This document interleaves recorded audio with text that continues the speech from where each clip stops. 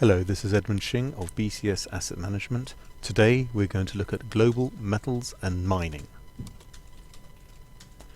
Slide 2 looks at a general commodity index excluding oil, so focused more on metals, for instance, such as copper, and also foodstuffs. You can see here that we see a rising trend which has been in place for the last 8 months. Clearly, this commodity index has broken out from its multi-year downtrend, as you can see, from 2011 to 13.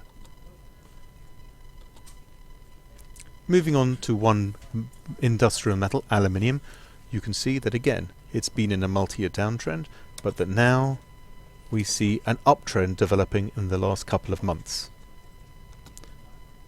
This is a very similar story for another base metal, nickel, used for instance in stainless steel making. Again, after a multi-year bear market, we see a sharp uptrend and a breakout to the upside in a new bull market potentially. The question now is copper, which is the most important industrial metal. As you can see on this chart, there's been a long bear market yet again in place for copper since 2011. The question now is what we see today, is that really a breakout? To be sure, we need to see another move higher from these levels, just as we have already seen with both nickel and aluminium.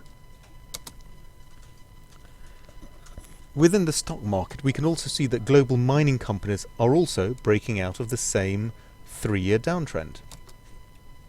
There you can see in dotted blue we have a resistance level which has been broken. And we can see that really since the month of March, global miners have been moving steadily higher.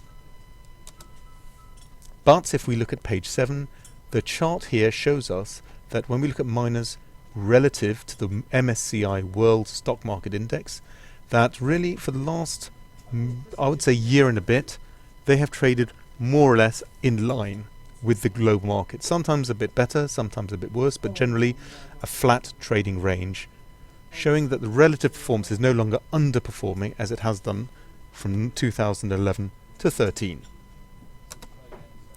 So, to summarize this quickly, is mining an interesting new investment theme for our global mega themes fund?